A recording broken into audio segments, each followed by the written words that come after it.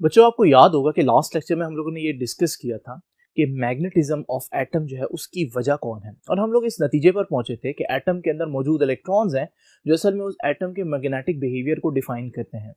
और हम लोगों ने ये भी डिस्कस किया था कि इलेक्ट्रॉन्स जो है उनकी दो किस्म की मोशंस है जो मैग्नेटिज्म की वजह बनती हैं, एक उनकी ऑर्बिटल मोशन और एक उनकी स्पिन मोशन। अब हम इसको मजीद आगे लेकर चलते हैं कि ऑर्बिटल मोशन की वजह से मैग्नेटिक फील्ड और स्पिन मोशन की वजह से जो मैग्नेटिक फील्ड है कभी कभार वो एक दूसरे को सपोर्ट करेंगे और कभी कभार एक दूसरे को कैंसिल करेंगे। अगर ऑर्बिटल मोशन का मैग्नेटिक फील्ड और स्पिन मोशन का मैग्नेटिक फील्ड एक दूसरे को कैंसिल कर दें तो फिर ओवरऑल एटम जो है उसमें तो मैग्नेटिक फील्ड खत्म हो गया। ठीक है, रिजल्टेंट मैग्नेटिक फील्ड एटम के लेवल पर नहीं है। स्पिन इलेक्ट्रॉन्स अपना मैग्नेटिक फील्ड प्रोड्यूस कर रहे हैं, इसी तरह से ऑर्बिटल मैग्नेटिक फील्ड भी प्रोड्यूस हो रहा है, लेकिन उनका जो ओवरऑल इफेक्ट है वो कैंसिल हो रहा है, तो एटम जो है उसमें कोई मैग्नेटिक फील्ड नहीं होगा। ऐसा एटम कहलाता है डायमैग्नेटिक एटम। ठीक है, तो जरा देखिए what is diamagnetic substance. The substances in which the magnetic field is produced by the orbital and spin motion. वो जो दोनों मैग्नेटिक फील्ड प्रोड्यूस होते हैं ऑर्बिटल एंड स्पिन मोशन की वजह से of an electron in an atom add up to zero, इनका resultant zero हो जाए। Such substances are called diamagnetic substances. अब diamagnetic substances की एग्जांपल्स क्या है? Copper, antimony, bismuth, water etcetera. ये आपके बुक के हिसाब से एग्जांपल्स हैं, और भी बेतहाशा एग्जांपल्स हैं, लेकिन हम बुक के स्कोप में रहते हुए बात करते हैं। अच्छा, डायमैग्नेटिक सब्सटेंस करेंगे क्या? अगर मैं एक मैग्नेट को डायमैग्नेटिक सब्सटेंस के करीब लेकर आऊंगा तो वो मैग्नेट को हल्का सा रिपेल करेंगे। ठीक है, वीकली रिपेल करेंगे। इसके लिए एक और वर्ड है फीबली रिपेल करेंगे। ठीक है ना, तो diamagnetic substances are feebly repelled by the magnets. तो एक्सटर्नल मैग्नेटिक फील्ड में इनका बिहेवियर क्या होगा? ये मैग्नेटिक फील्ड से रिपेल होंगे। उसके बाद अगर हम देखें एटॉमिक लेवल पर जाकर कि उनके अंदर ऐसा क्या है कि हमारे पास जो मैग्नेटिक फील्ड है वो एड अप टू जीरो हो रहा है, तो हम देखते हैं कि उनके पास जो इलेक्ट्रॉन्स हैं वो सारे के सारे पेयर्ड इलेक्ट्रॉन्स हैं। तो इलेक्ट्रॉन्स जब पेयरिंग करते हैं तो एक दूसरे का मैग्नेटिक फील्ड जो है वो कैंसिल कर देते हैं। इस वजह से हम कहते हैं कि these materials have paired electron. ये तो होगी चंद बातें डायमैग्नेटिक सब्सटेंसेस के बारे में। लेकिन अब जरा देखते हैं कि हमारे पास अगर कोई ऐसा एटम हो जिसका मैग्नेटिक फील्ड जो ऑर्बिटल मोशन से प्रोड्यूस हो रहा है और जो स्पिन मोशन से प्रोड्यूस हो रहा है वो एक दूसरे को कैंसिल करने की बजाय वो एक दूसरे को सपोर्ट करें, तो फिर एटम के अंदर एक रिजल्टेंट मैग्नेटिक फील्ड मौजूद होगा। ऐसे एटम को हम कहेंगे कि ये एक पैरामैग्नेटिक एटम है, और ये पैरामैग्नेटिक सब्सटेंसेस की डेफिनेशन मैंने आपके सामने लिखी है।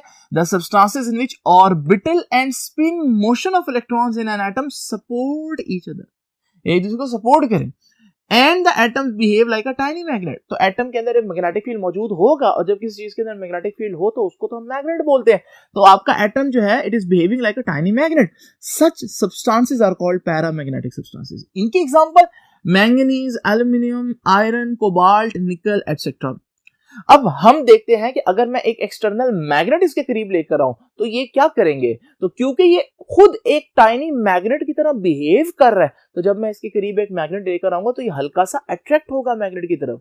तो they are feebly attracted towards the magnet. उनके बारे में क्या था? Feebly repelled. ठीक है, ये इंपॉर्टेंट वर्ड्स मैं हाईलाइट कर रहा हूं। ठीक है, यहां पर देखें एड अप टू जीरो, यहां पर मैंने आपके सामने लिखा है कि एटम सपोर्ट ईच अदर। ठीक है, मोशन सपोर्ट ईच अदर। अच्छा, अब हम अगर इनके एटॉमिक लेवल पर जाकर देखें कि ऐसा क्या है इनके अंदर कि हमारे पास इनका मैग्नेटिक फील्ड एक दूसरे को सपोर्ट कर रहा है, तो हम जब देखते हैं तो पता चलता है इनके पास अनपेयर्ड इलेक्ट्रॉन्स है।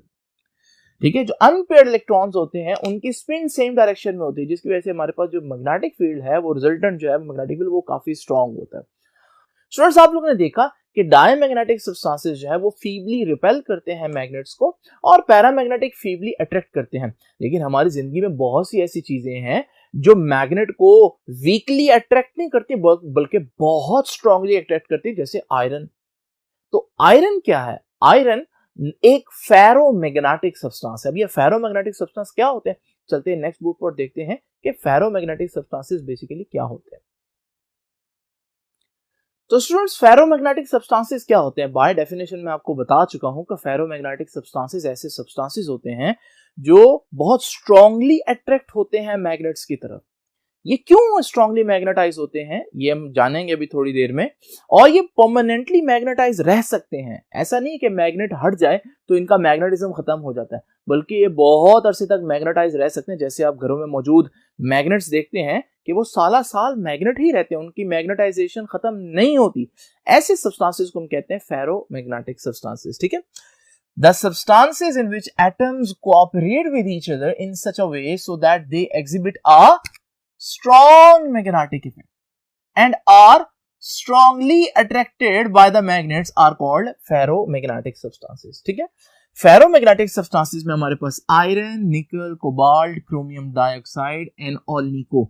ऑलनिको बेसिकली एक अलॉय है आयरन का, एल्युमिनियम, निकल और कोबाल्ट, इन तीन चार चीजों का जो अलॉय है उसे हम कहते हैं ऑलनिको। अब जरा देखते हैं कि हमारे पास ये फेरोमैग्नेटिज्म क्यों प्रोड्यूस हो रहा है, यानी कोई इतना स्ट्रांगली मैग्नेटाइज क्यों हो रहे हैं कुछ सब्सटेंसेस। तो हमने जब इनकी रीसेंट स्टडी देखी तो हमें पता चला कि अगर हमारे पास एक फेरोमैग्नेटिक सब्सटेंस हो तो उसके अंदर छोटी छोटी डोमेन्स होती हैं। ये देख रहे हैं आप, ब्लैक में मैंने आपके सामने एक हिस्सा शो किया, इसे मैंने एक डोमेन बोला। ये डोमेन की खास बात क्या होती है? ये डोमेन की खास बात ये होती है कि इस डोमेन के अंदर जितने एटम्स होते हैं उन सब का मैग्नेटिक फील्ड एक ही डायरेक्शन में, यानी एक डोमेन के अंदर हम कह सकते हैं कि सारे एटम्स जो है वो अपने मैग्नेटिज्म को लेकर बिल्कुल ऑर्डर में होते हैं, अलाइंड होते हैं, जिसकी वजह से वो एक दूसरे को कैंसिल तो करेंगे नहीं।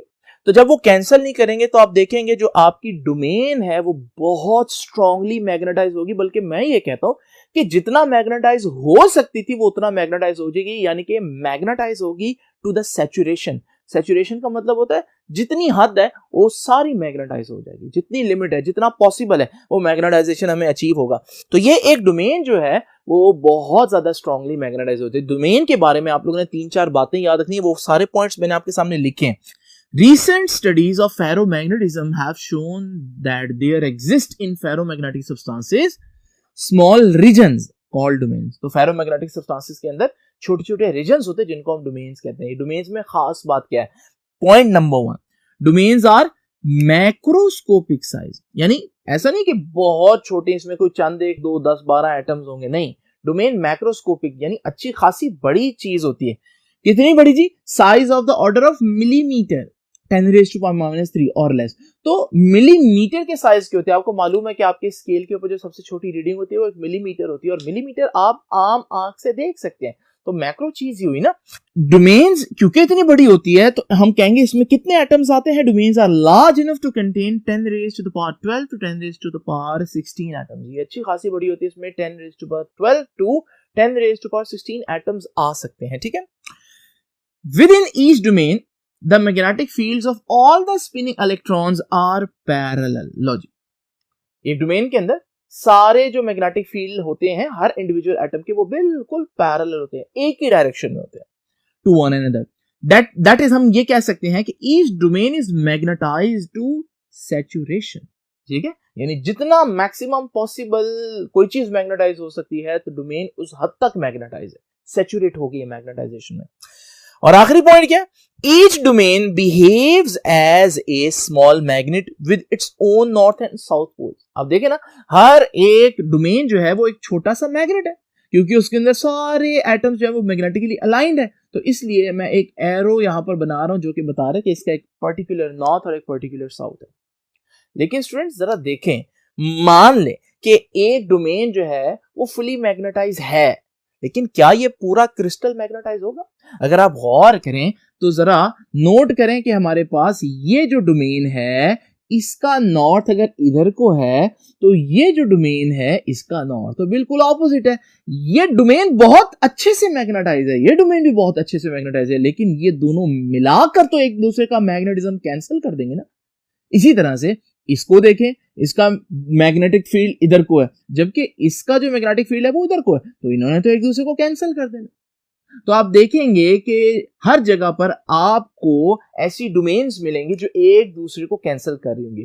तो हर डोमेन जो है बहुत ज्यादा मैग्नेटिकली सैचुरेटेड है, लेकिन ओवरऑल जो क्रिस्टल है वो बहुत ज्यादा मैग्नेटिक नहीं होगा, उसमें मैग्नेटिज्म नहीं होगा। क्यों? क्योंकि डोमेन्स कैसे जुड़ी हुई है? Randomly oriented. बेतरतीबी से जुड़ी हुई है, तो एक का नॉट दूसरे के नॉट को कैंसिल कर सकता है।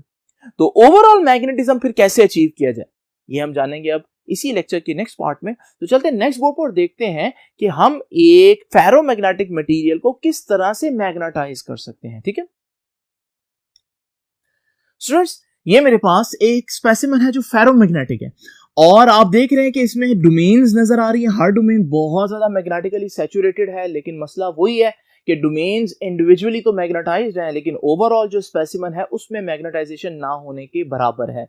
ये बात मैंने यहां लिखी, इन एन अनमैग्नेटाइज्ड आयरन, यानी है फेरोमैग्नेटिक मटेरियल लेकिन अभी ये मैग्नेटाइज्ड नहीं है। In an unmagnetised iron the domains are oriented in a disorderly fashion, बेतरतीबी से जुड़ी होती है। उसका रिजल्ट क्या होगा, so that the net magnetic effect of a sizeable specimen is zero. ठीक है, साइजेबल स्पेसिमेन मतलब कि अच्छा बड़ा अगर साइज का हमारे पास एक क्रिस्टल हो तो उसमें हम देखेंगे कि मैग्नेटिक इफेक्ट नहीं आ रहा। When the specimen placed in an external magnetic field, अच्छा अब हम क्या करेंगे, अब हमने उसको मैग्नेटाइज करना है। ठीक है, तो हम क्या करेंगे, हम एक एक्सटर्नल मैग्नेटिक फील्ड अप्लाई करते हैं। ये देख रहे हैं आप, ये यहां पर मैंने एक नॉर्थ और एक साउथ शो किया है, यानी मैंने अपना जो स्पेसिमेन था उसको एक्सटर्नल मैग्नेटिक फील्ड में रख दिया है। इससे क्या होगा, सारी डोमेन्स क्योंकि छोटे छोटे मैग्नेट थे तो वो नॉर्थ और साउथ को देखकर अपने आप को मैग्नेटिक फील्ड के साथ अलाइंड कर लेंगे। जब वो अपने आप को मैग्नेटिक फील्ड के साथ अलाइंड कर लेंगे तो सारी डोमेन्स के मैग्नेटिक फील्ड अब एक ही डायरेक्शन में हो गए। तो अब आप कहेंगे कि डोमेन्स तो उसी तरह से मैग्नेटाइज हैं जैसे पहले थी, लेकिन क्योंकि अब एक दूसरे के साथ अलाइंड है, ओरिएंटेड है सेम डायरेक्शन में, तो फिर हमारे पास अब ये पूरा का पूरा क्रिस्टल भी अच्छा खासा मैग्नेटाइज हो चुका होगा। अब ये पूरा स्पेसिमेन जो है ये मैग्नेटाइज हो चुका है। ठीक है, यहां पर लिखा है when the specimen placed in an external magnetic field, external magnetic field में अगर रखें the domains line up parallel, domains उसके पैरेलल हो जाएंगी to the lines of external magnetic field and the entire specimen becomes saturated। पहले domain saturated थी, लेकिन हमारा जो स्पेसिमेन था उसमें मैग्नेटिक फील्ड नहीं था ओवरऑल, लेकिन अब डोमेन्स तो सैचुरेटेड हैं ही, लेकिन अब हमारे पास जो पूरा स्पेसिमेन है वो भी सैचुरेटेड हो गया। This process is called magnetisation. इस प्रोसेस को हम मैग्नेटाइजेशन कहते हैं। मैग्नेटाइजेशन में हम लोगों ने क्या किया, एक्सटर्नल मैग्नेटिक फील्ड अप्लाई किया। तो अगर आपसे पूछे कि मैग्नेटिज्म कैसे प्रोड्यूस किया जा सकता है फेरोमैग्नेटिक मटेरियल्स में, तो आप कहेंगे by applying an external field, और you can say by placing the specimen inside a magnetic field. ठीक है, मैग्नेटाइजेशन में आपने टोटल 3 बातें याद रखनी है। ठीक है, पहली बात मैंने आपको बता दी है कि मैग्नेटाइजेशन करनी कैसे है, एक्सटर्नल फील्ड अप्लाई करके। उससे होगा क्या, रैंडमली ओरिएंटेड डोमेन्स अलाइंड हो जाएंगे एक दूसरे के साथ। दूसरी बात आप लोगों ने याद रखनी है कि इसी बात को कहने का एक और अंदाज है। जब हम कह रहे हैं कि हम लोगों ने डोमेन्स को अरेंज कर दिया, तो हम ये भी तो कह सकते हैं कि पहले ये डोमेन्स अरेंज नहीं थी, तो आपका जो एटम था वो एक पैरामैग्नेटिक एटम था, लेकिन अब आप देख रहे हैं कि हमारे पास ये एक फेरोमैग्नेटिक सिस्टम बन गया है, यानी स्ट्रांगली मैग्नेट की तरफ अट्रैक्ट होने वाला सिस्टम बन गया है। तो अगर मैं आपसे पूछूं कि इस प्रोसेस में क्या हुआ, तो हम ये भी कह सकते हैं कि paramagnetism has been converted into ferromagnetism. ठीक है, we can say that during magnetization paramagnetic behavior is converted into ferromagnetic behavior। ठीक है, अच्छा तीसरी बात आप लोगों ने क्या याद रखनी है कि क्या मैग्नेटाइजेशन का कोई और तरीका है। एक तरीका तो ये हो गया ना, एक्सटर्नल मैग्नेटिक फील्ड अप्लाई कर दें, क्या कोई और तरीका है, तो एक और तरीका भी है, और वो है कि आप किसी भी मटेरियल में से जो फेरोमैग्नेटिक है करंट पास करें। जब आप उसमें से करंट पास करेंगे तो करंट पास करने से भी डोमेन्स अलाइंड हो जाती हैं और फिर वो फेरोमैग्नेटिक सब्सटेंस बन जाएगा। तो मैग्नेटाइजेशन करने का एक तरीका क्या है, करंट पास करें। Another method to magnetise the substance is by passing current through the material.